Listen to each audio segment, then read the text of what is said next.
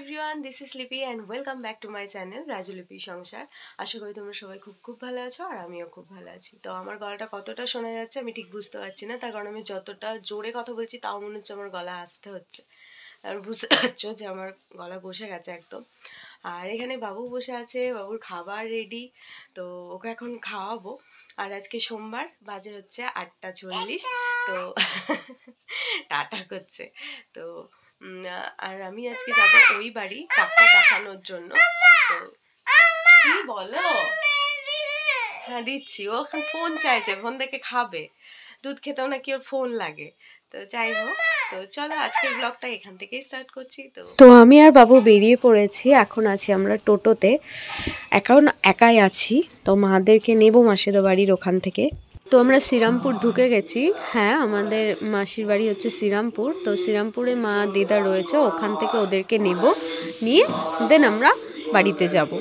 এই রে, দেখেছো আমি যে ভিডিও অন করেছি, ভিডিও ক্লিপ নিয়েছি, তারপরে যে মাসিদের ওখানে ক্লিপ নিতে হবে, তারপরে যে তোমাদেরকে দেখাবো, তো সেটা আমি একদম মাথা থেকে বেরিয়ে গেছে। তো যখন আমরা নপাড়া ঢুকছি তার কিছুক্ষণ আগে আমার মনে পড়ে যে আমি তো ভিডিও ক্লিপ নিতেই ভুলে গেছি। তো ওর জন্য তখন একটুখানি আমার নিয়ে নেওয়া। তো দেখতে পাচ্ছ মা উঠেছে, এদিকে মা আর আমি বসেছিলাম, আর এদিকে দিদা।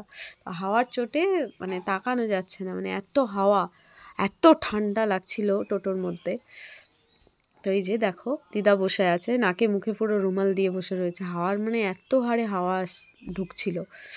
তো শীতকালে আমাদের এই দিকটা মানে প্রচণ্ড হাওয়া দেয়, ফাঁকা তো দুই দিকে মাঠ, প্রচণ্ড হাওয়া দেয়। বাড়িতে আমরা ঢুকে গেছি, আর কি অবস্থা, পুরো সাদা হয়ে আছে, ধুলোয় পুরো সাদা। হ্যাঁ, যে সেই উনি লাঠি নিয়ে ব্যস্ত। কি করছো, কি করছো লাঠি দিয়ে, কি করছো বলো, লাঠি দিয়ে কি করছো তুমি, কি করছো? ও লাঠি নিয়ে ব্যস্ত। এই যে এখন মা ঘরের তালা খুলছে।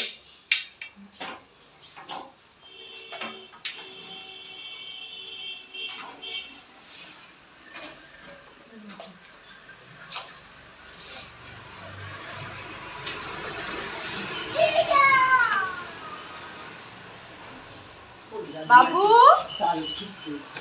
কি করছো? এখন বাজে 2:15 আর এখনো মায়ের রান্না চলছে। আর এখানে মা করছিল চিকেন। তো যেহেতু আমরা অনেক দিন বাড়িতে ছিলাম না, তাই বাড়িতে সবজি টবজি সেরকম ছিল না, আমরা যখন ঢুকি তখন সবজি মাছ সব কিছুই চলে গেছে। তো সেই কারণে কাছ থেকে একটুখানি চিকেন আনা আর সেটাই রান্না করা। আর এই যে মা সেইটা রান্না করছে, তারপরে আমরা খেতে বসে যাব। কাজ দুটো তো একসাথে থাকলে এইরকম। বাবু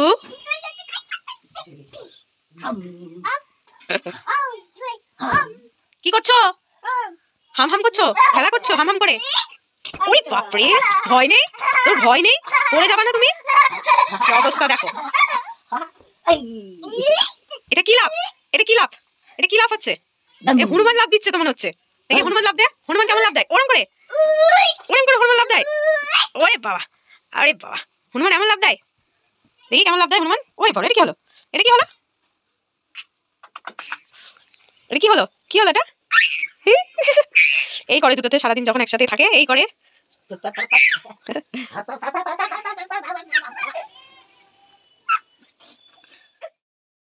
কি অবস্থা তোর, দেখি একবার তাকা বাবু, এদিকে তাকা, কি অবস্থা এটা, এটা কি অবস্থা,